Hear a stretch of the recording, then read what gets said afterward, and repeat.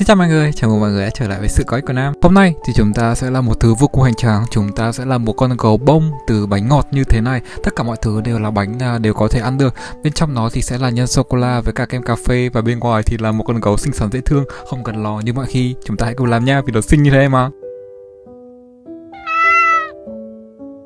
Mọi người yên tâm là nhìn nó thì có vẻ phức tạp thế thôi, cơ mà mình sẽ hướng dẫn rất là chi tiết từng bước một đấy, để ai cũng có thể làm được nha. Đầu tiên thì chúng ta sẽ cần chuẩn bị phần bánh gato trước. Thì trong một cái âu mình sẽ pha cà phê với cả nước sôi cho nó hòa tan. Trong một cái bát khác thì mình sẽ cho hết tất cả phần nguyên liệu khô lại với nhau và trộn đều. Hôm nay thì mình sẽ dùng một công thức bánh gần giống như kết cấu là một cái bánh bơ ấy. Thì kết cấu của nó sẽ rất là mềm, ẩm và vững chắc. Chúng ta có thể xây dựng cả con gấu mà không sợ nó bị xẹp. Cuối cùng thì chúng ta sẽ trộn hết tất cả nguyên liệu lại cho đến khi nó hòa quyện. Ở một cái âu khác thì mình sẽ cho phần kem chua. Và đây là một cái nguyên liệu bí mật để mà cho cái bánh của chúng ta nó siêu mềm và siêu ẩm ấy. Mọi người cũng có thể thay thế bằng sữa chua Hy Lạp hoặc là sữa chua bình thường cũng được nha. Khi mà phần cà phê đã nguội bớt và vẫn còn hơi ấm ấm thì mình sẽ cho luôn vào hỗn hợp kem lúc đầu. Thì cái hơi ấm còn sót lại từ cà phê ấy, nó sẽ giúp tan chảy cái phần kem và khiến nó trở lại về nhiệt độ thường. Các nguyên liệu còn lại của mình thì cũng đã được để ở nhiệt độ phòng tầm khoảng 1 tiếng cho đến khi nó không còn lạnh nữa.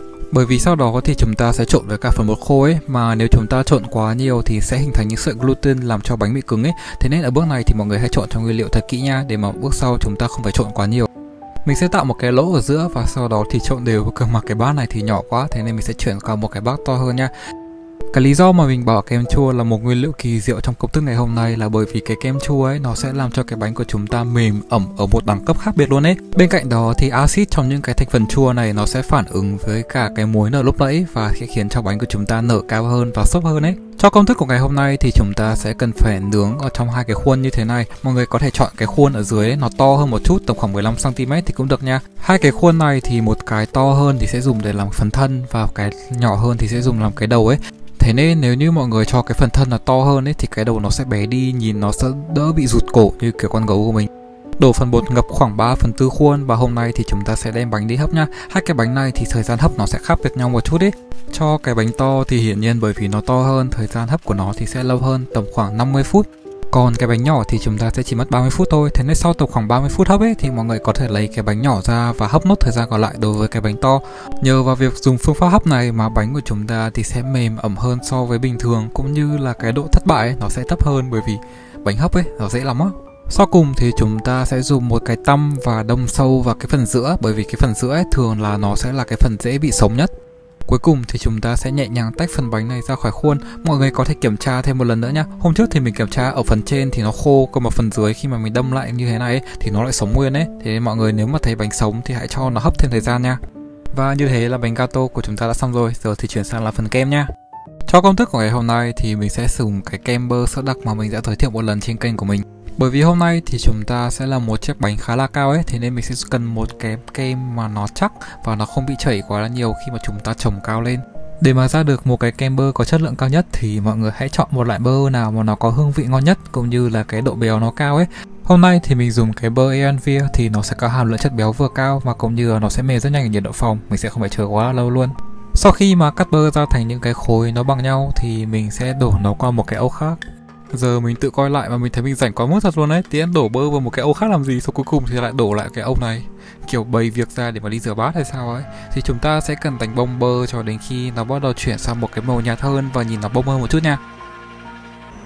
Bơ như thế này là đạt rồi này. Và đây là một cái sai lầm lớn nhất của mình trong cái video ngày hôm nay, là mình đã đổ hết tất cả cái âu sữa đặc vô cái phần bơ này. Kiểu nếu mình để cho bơ nó đang đánh bông trên cái máy và mình đổ từ từ vào thì sẽ không sao cả. Nếu mà đổ ập hết tất cả cái phần chất béo ấy vô cùng một lúc ấy và chúng ta đánh bông thì cái bơ nó sẽ không thể nào mà hấp thụ được một lúc ấy, và nó kết quả là chúng ta sẽ bị tách bơ. Nhìn nó xinh như thế này này, buồn vãi. Lúc này hoảng loạn khủng khiếp luôn ấy, tại hôm nay dùng nửa cân bơ thật đấy. Bao nhiêu là tiền ý, trời ơi. Mình đã thử trộn thêm để mà xem nó có khắc phục được không, cơ mà không, nó tách khủng khiếp luôn ạ.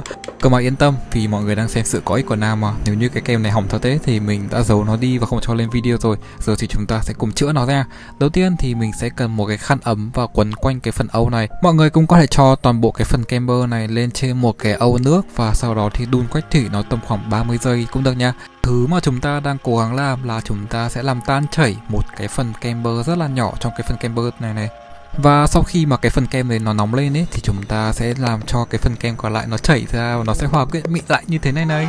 Cuối cùng thì chúng ta sẽ chỉ cần đánh bông nó cho đến khi đạt được độ bông ưng ý là được thôi. Ôi cái bước này là nhẹ nhõm dã man luôn ấy. Cái vị kem thì cũng rất là ngon luôn. Nó vị như là một cốc cà phê sữa đá bạc xỉu luôn ấy. Bởi vì bên trong thì cũng có bơ là chất béo này, sau đó có cả sữa đặc cũng như là thêm cà phê nữa. Ngon cực luôn á. Rồi thì chúng ta đến công chuyện và bắt đầu chia cái bánh này nào. Cho cái bánh ngày hôm nay thì mình sẽ chia nó ra làm 4 tầng. Hôm trước thì mình vừa mới tham khảo được cái cách cắt bánh từng tầng cho nó đúng nhất có thể ấy. Bình thường thì mình sẽ cắt kiểu như thế này, kiểu cắt nó như kiểu cưa gỗ ấy. Cơ mà như thế thì nó sẽ không được đều nó đâu nha. Cái cách mà mình tham khảo là đầu tiên mình sẽ dùng một con dao và sau đó thì làm một cái đường viền tròn ở bên ngoài ấy. Và sau đó thì chúng ta cứ nhẹ nhàng tiến sâu vào thôi. Bởi vì chúng ta đã có những cái đường viền bên ngoài để mà hướng dẫn rồi. Thế nên chúng ta có thể cắt nó rất là đều và đẹp nhất có thể luôn. Cái ngày hôm nay của chúng ta thì sẽ phủ bên ngoài với hoàn toàn là kem ấy. Thế nên phần kem ở giữa các lớp này thì mọi người cũng không cần làm cho nó dày quá mức đâu. Và để mà tăng thêm hương vị thì mình sẽ cho thêm cái sốt caramel. Cái sốt caramel này thì mình đã hướng dẫn một lần trong cái công thức bánh gấu cũng như là trong một video ngắn của mình rồi ấy. Mọi người có thể tham khảo nha. Vị caramel với các cà phê ấy, ngon cực kỳ luôn.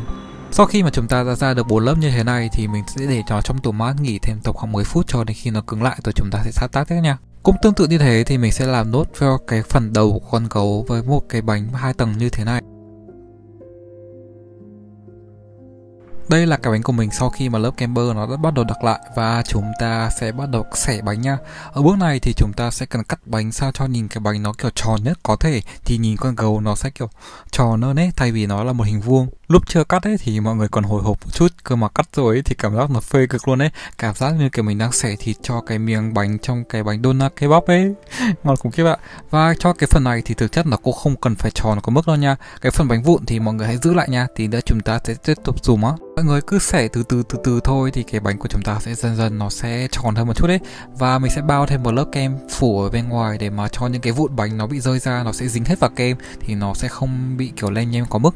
Hôm nay thì chúng ta sẽ làm một chiếc bánh 2 tầng ấy, thế nên để mà hỗ trợ cho cái tầng thứ hai nó không bị nặng quá và đè xuống cái bánh này thì mình sẽ cho vào bên trong bánh những cái ống hút như thế này. Mọi người hãy dùng những cái ống hút chân trâu nha, thì nó to và nó sẽ chắc hơn đấy. Chúng ta có thể dùng thêm một cái miếng bạc như thế này cũng được, cơ mà mình thấy thì không cần thiết lắm đâu. Cho phần đầu của con gấu thì bởi vì cái đầu ấy thì nó sẽ tròn hơn một chút, thế nên mọi người hãy cố gắng sao cho gọt cái bánh này thì nó tròn nhất có thể nha. Và hãy gọt sao cho nó nhìn bé hơn một chút đấy. Cái con gấu của mình hôm nay thì mình cho cái đầu nó to quá mức ấy, thế là tạo cảm giác như kiểu con gấu nó cứ bị rụt cổ ấy. Mà thôi, dù mọi người có thấy con gấu nó béo thật thì cũng đừng có bơ đi Samsung con gấu nhá. Mà mới đặt cái bánh lên ấy thì nhìn như con lật đật nhá. Phần bánh còn lại thì mình sẽ bóc vụn cho đến khi nó ra được một cái khối hòa quyện như thế này. Cho cái phần này thì chúng ta sẽ dùng để làm chân, tay cũng như là tai và mũi cho con gấu nhá. Đây cũng là lần đầu tiên mình thử làm cái bánh con gấu thế này. Và mình cứ nghĩ con gấu đấy thì nó sẽ phải to và tròn một chút đấy. Thế nên mình nặn cái chân tay nó hơi múp míp một chút, thì nhìn con gấu nó sẽ bị hơi thừa cân một chút. Mọi người có thể nặn cái chân tay ấy nó bé xíu một chút cũng được. Bởi vì tí nữa chúng ta sẽ phủ cái lớp lông bên ngoài ấy, thì nếu như cái chân tay nó bé hơn thì chắc là cái bánh con gấu nhìn nó sẽ siêu mẫu hơn một chút chăng. Và cái đầu nữa mọi người ạ, cái đầu hãy làm cho nó bé thôi, đừng cho nó to như thế này, nhìn nó như kiểu một con Doraemon nhỉ. Hay tiếp theo mình sẽ làm bánh Doraemon nhỉ, cũng được đấy nhỉ. Bánh mà chúng ta vừa bóp như thế này, lúc đầu thì nó có thể hơi mềm một chút, cơ mà nếu như thế nó mềm quá có thể cho nó vô trong tủ lạnh ấy, nó sẽ bắt đầu cứng lại. Và bước này nhìn xinh nhỉ, nhìn nó như kiểu một con panda ấy. Cũng như phần bánh lúc nãy thì mình sẽ phủ nốt các bộ phận còn lại của con gấu với cả kem bơ để mà cho nó hút hết tất cả những cái vụn bánh. Cái bước này thì cũng sẽ giúp cho màu của con gấu nó được đồng đều hơn ấy. Sau khi mà đã nghỉ xong thì mình sẽ cho con gấu nghỉ tầm khoảng 30 phút cho đến khi nó cứng lại một chút thì chúng ta sẽ dễ thao tác hơn nha. Mình sẽ lấy một phần kem bơ lúc đầu ra và với phần kem còn lại thì mình sẽ cho thêm màu nâu vào để mà cho con gấu nhìn nó đẹp hơn. Ngày hôm nay để mà tạo lông cho con gấu thì mình sẽ dùng một cái đuôi chuyên dùng để bắt cỏ ấy. Thì nhờ cái đuôi này khi mà chúng ta bắt lên phần con gấu như thế này, nhìn nó sẽ giống cái phần lông nhất có thể chăng. Và mọi người lên bắt đầu từ phần đằng sau của con gấu trước nha, cho chúng ta làm quen tay trước ấy thì mới ra phần đằng trước thì nhìn nó sẽ đẹp hơn đấy. Về động tác bắt lông thì nó cũng đơn giản lắm, mọi người cứ kiểu giữ một phát xong rồi nhấc nó lên ấy thì nó sẽ tự ra như thế này, nhìn như con nhím nhỉ. Và cũng rất may là bởi vì chúng ta đang làm một con gấu bông ấy, thế nên cái phần lông của nó thì sẽ không đi theo một cái chiều hướng bất kỳ nào cả. Mọi người có thể làm tùy hứng cũng được. Mình sẽ dùng một cái gạt kem và sau đó thì gạt phần ra để mà tạo ra cái phần mũi. Và dùng cái phần kem mà lúc nãy mình đã chữa lại ấy, để mà tạo ra được một cái màu khác thì nhìn nó sẽ giống như là cái phần mũi hơn. Cũng tương tự như thế thì mình sẽ dùng nốt cái phần kem lúc nãy để mà tạo ra được những cái điểm nhấn cho tay và chân thì nhìn nó sẽ xinh hơn đấy.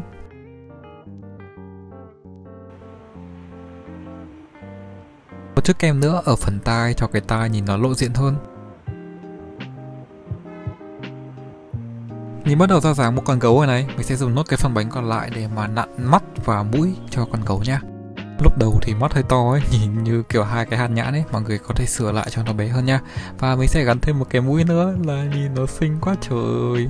Và như thế là chiếc bánh con gấu ngày hôm nay của chúng ta đã hoàn thành rồi nè. Nhìn nó dưới nắng xem nó lung linh như thế nào nhá. Về hương vị của chiếc bánh thì vị bánh sô-cô-la đi với cả kem bơ cà phê cũng như là thêm một chút mặn mặn từ cái phần caramel ấy, ăn cực kỳ ngon luôn. Nếu chỉ là kem bơ bình thường thì vị nó sẽ khá là ngấy ấy, cơ mà khi mà mình cho thêm cái phần cà phê vào thì nó như một cốc cà phê và nó rất là ngon luôn.